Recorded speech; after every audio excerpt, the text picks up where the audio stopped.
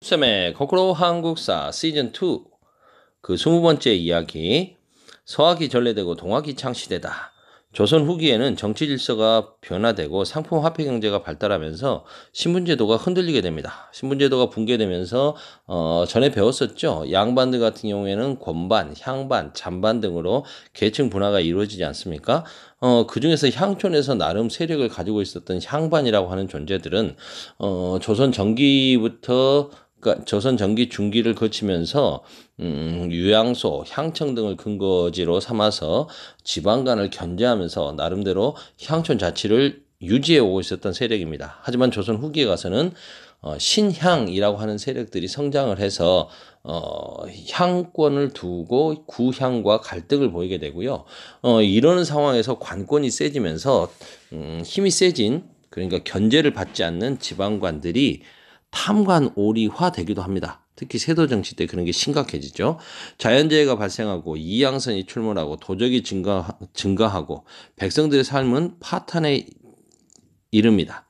사회 불안이 가중되죠. 이렇게 될 때 사람들은 누군가에게 의존하고 싶습니다. 그 의존하고 싶은 존재가 누굽니까? 바로 신이죠, 신. 그래서 이제 사람들의 신앙이 굉장히 다양한 신앙, 누구인가는 의존하고 믿고 싶으니까 신앙이 유행하게 되는데 전통적인 예언사상 이렇게 세상 말세가 된다, 힘들어진다 하면 이런 예언사상들이 유행하는데 그 대표적인 것 중에 하나가 정감록입니다. 정지성을 가진 진인, 진정한 사람이 나타나서 계룡산에 도읍하고 이시왕조를 무너뜨리고 새로운 나라를 만든다. 뭐 이런 거죠. 도참설, 무격신앙, 무당 이런 것들 신앙심이 유행하게 됩니다. 사람들이 뭔가에 의존하고 싶은 거죠. 그런가 하면 불교에서도 미륵신앙이 유행하게 되는데요. 미륵부처 지금 도솔천에서 내려와가지고 세상을 구원하려고 준비하고 있다는 미륵보살이 내려와서 미륵부처가 돼서 사람들을 구원할 것이다 라는 미륵신앙. 이건 신라 말의 후삼국 시대 궁예에서 알 수 있듯이 사람들의 삶이 팍팍하고 힘들어질 때마다 미륵에 대한 신앙들이 커집니다. 19세기 사회 변혁 운동의 사상적 배경이 됐던 것들은 바로 이러한 예언사상, 미륵신앙 등이 있었다. 그러다가 이제 서양의 학문 이수광이라고 하는 분 아시죠? 그 실학파의 선구적인 인물 아닙니까? 이 사람이 이제 천주교 교리서로서 조선 후기에 이 이수광에 의해서 천주실의라고 하는 책이 소개가 됩니다. 서양 문물은 대체로 중국에 갔던 사신들에 의해서 들어오는데 바로 그때 이제 천주교가 들어오게 되는 거죠. 이수광이라고 하는 분이 천주실의라고 하는 책을 소개해 주게 되는 겁니다. 이때까지는 서양의 학문으로 생각을 해서 사람들이 이게 종교보다는 학문으로 생각을 한 거죠. 학문적으로 연구를 하더니 이제 남인계열 실학자들 일부가 이걸 학문을 넘어서 신앙으로 받아들이게 됩니다. 그래서 우리나라 천주교의 가장 큰 특징은 선교사가 와서 전파를 한 게 아니라 자발적으로 만들어진 신앙이라는 거죠. 자발적으로 천주교가 신앙화됩니다. 우리나라 사람들 같으면은 종교라는 게 굉장히 쉽게 전파할 수 있을 것 같아요. 책 하나 던져주면 공부해서 스스로 신자가 돼버린다. 이거 대단하지 않습니까?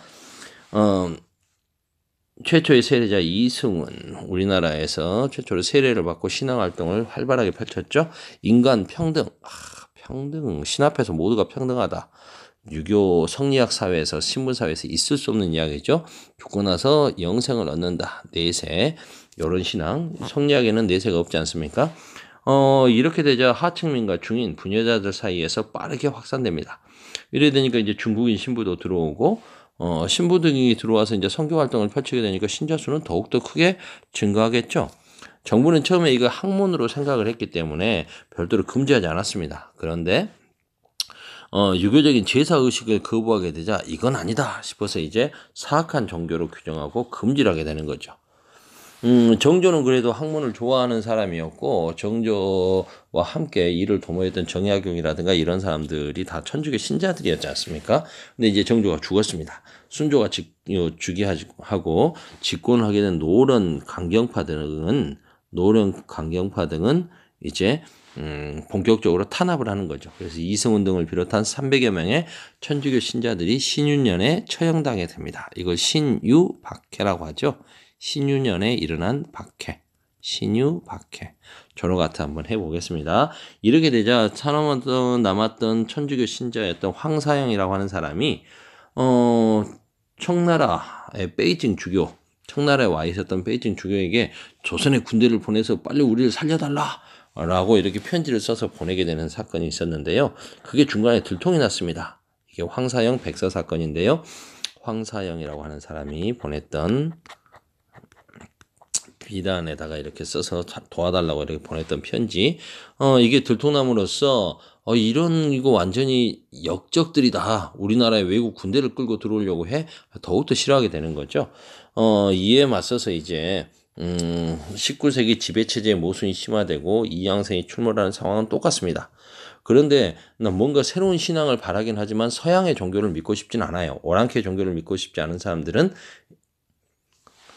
서양 종교의 좋은 점, 천주교의 좋은 점을 받아 안으면서 우리 것의 전통 신앙과 좀 결합을 시켜서 새로운 신앙을 만들게 되는 거죠. 바로 최재우가 경주 지방의 몰락한 양반 최재우가 만든 동학입니다.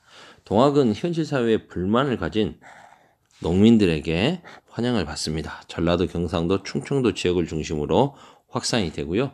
우리의 전통적인 유교, 불교, 도교 신앙의 민간 신앙의 그런 요소, 이거 보면은 주문을 외우면 몸의 기운을 안 좋은 기운을 낫게 해준다거나 이런 것들은 전통적인 좀 민간 신앙이죠. 시천주, 섬길다, 받든다, 천주님을 받든다. 그런데 사람이 곧 하늘이다. 그러니까 사람을 숭배한다는 거죠. 인내천, 시천주. 인간의 존엄과 평등을 강조합니다. 선생님이 평등에다 초록하트를 친 이유가 뭘까요? 서학도 신 앞에서 모두가 평등하다는 평등 아니었습니까? 서학의 인간 평등 사상, 신 앞에서 모두가 평등하다는 것을 영향을 좀 받았다고 봐야겠죠? 여기는 이제 동학 같은 경우에는 사회적인 약자였던 여성과 어린아이까지 존중합니다. 이대 교주였던 최시영 같은 경우에는 이제 사람을 섬기되 하늘처럼 하라. 이렇게 사인 여찬, 오히려 그런 것까지 교리로 만들 정도로 이것이 인간에 대한 존중심이 존엄성과 평등을 강조하고 인간을 존중하는 그런 종교다라고 할 수 있겠습니다. 그 다음에 후천 개벽. 하늘을 개벽이라고 하는 것은 이제 개벽 사상, 뒤에 올 하늘, 뭔가 역성 혁명적인, 사회 변혁적인 이야기죠. 새로운 하늘을 연다는 거니까요. 그렇다면 이 새로운 하늘은 양반이 중심이 된 세상이 아니라 인간이 평등한 세상이 되겠죠. 사회 변혁적인 움직임. 그렇다면 기득권층이 좋아할 리가 없죠. 그래서 많은 탄압을 받게 됩니다. 서양과 일본 세력으로부터 나라를 구하고 백성을 편안하게 한다라는 성격. 여기서 이거에 드러나는 교리가 바로 뭐냐면 보국 안민. 나라를 지키고 백성들을 편안하게 한다는 거니까 서양 세력이나 일본 세력으로부터 나라를 지키고 백성들을 편안하게 한다는 반외세적인 성격을 보여주기도 합니다. 정부가 이런 평등 사상을 좋아할 리가 없죠. 그래서 사교로 규정하고 최재우를 처형하게 됩니다. 하지만 이대 교주 최시영이 천주교의 성경책이 있고 찬송가가 있다면 우리도 좀 그런 게 있어야겠다 해서 동학의 경전을 정리합니다. 교리를 정리하게 되는데 이게 바로 동경대전이라고 하는 쉽게 말해서 바이블 성경책이 만들어지는 거고요. 용담유사는 찬송가라고 생각하시면 됩니다. 이렇게 하고 포접제를 중심으로 교단을 정비함으로써 이대 교주 최시영의 노력으로 동학은 더욱더 발전하게 됩니다. 백성들 입장에서는 신앙의 짝대기 어떤 걸 믿을까? 정감록을 믿을까? 미륵신앙을 믿을까? 아니면은 서양의 종교를 믿어볼까? 우리의 종교를 믿어볼까? 이런 선택에 폭이 좀 넓어진다고 해야 될까요? 하여튼 그만큼 백성들은 살기 힘들었기 때문에 신앙에 많이 귀하려고 했다. 그래도 너무 힘드네요. 결국 어떻게 합니까? 농민 봉기가 일어날 수밖에 없죠. 세도정치 시기에 앞서 배웠습니다만 삼정의 문란 극심하지 않습니까? 탐관오리가 이제 더 이상 견제받지 않는 지방관이 탐관오리, 지가 매관매직으로 관직을 얻어내니까 어떻게든 돈을 수탈하려고 하겠죠. 백성들을.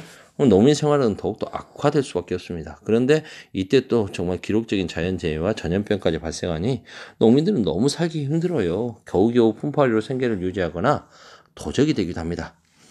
반면에 이제 더 이상 안 되겠다 이런 사회 문제 양반들 믿고 기다렸지만 이 사람들은 더 이상 개혁의 의지가 없다. 이런 지배층들은 그래 썩은 세상 엎어버리자. 도저히 참을 수가 없다는 거죠. 그래도 사람들은 착합니다. 처음에는 야 이렇다더라. 어느 양반이 나쁜 짓거리 한다더라. 어느 지방관이 나쁜 짓거리 한다더라. 이런 식으로 소문을 퍼뜨리거나 진정서를 제출하거나 투서, 그 다음에 괴서라고 하죠. 벽에다가 이렇게 걸괴자 글을 쓰거나 해서 불만을 표출합니다. 이 정도면 소극적 저항이죠. 하지만 이제 더 이상 안 되겠다. 이제 적극적으로 저항하기 시작합니다. 조세납부 거부한다. 집단으로 항의하기도 하고 지방관청이나 그 못된 양반의 집을 털기도 합니다. 이러던 것들이 이제 점차 대규모의 농민 봉기로 발전하게 되는 거죠. 이거 뭐냐. 농민 봉기로 발전하게 됩니다. 몰락한 양반, 잔반, 향반, 서얼, 중인 등이 자기들도 힘들어요. 그래서 결국 이런 사람들도 농민들과 연대해서 저항에 동참하기도 합니다. 이 농민 저항의 스타트를 끄는 게 홍경래의 난, 평안도 지역 서북민에 대한 차별, 지역차별 안 좋아요.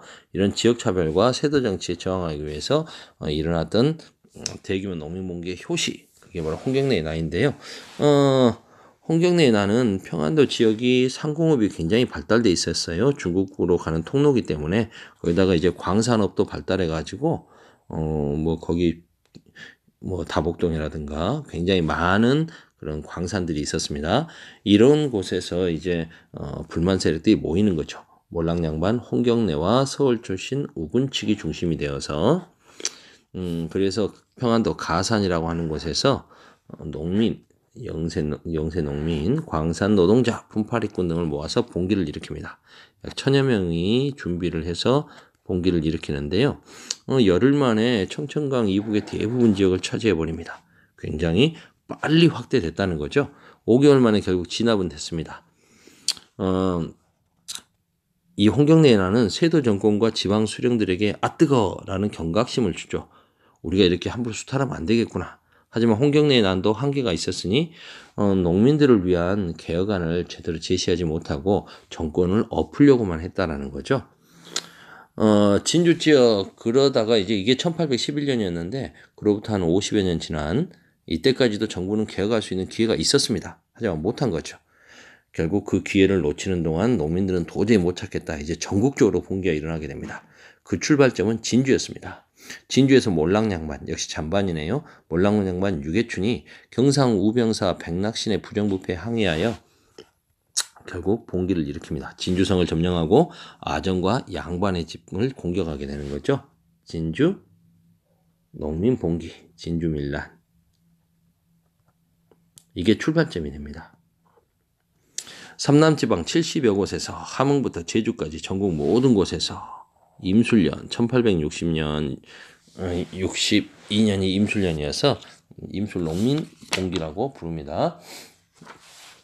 시간이 벌써 정부는 많이 놀랬습니다. 놀래서 이렇게 암행어사도 보내고 안핵사도 보내고 했습니다. 그리고 삼정 개혁하겠다면서 삼정 이정청을 설치해서 나름대로 개혁을 추진합니다. 하지만 근본적인 해결을 하지는 못했던 거죠. 농민들의 저항은 계속되었습니다. 농민 봉기는 농민들의 사회의식과 양반 중심의 사회 질서 붕괴에 큰 영향을 주었습니다. 오늘은 여기까지 겨우 15분 안에 간신히 끝냈네요.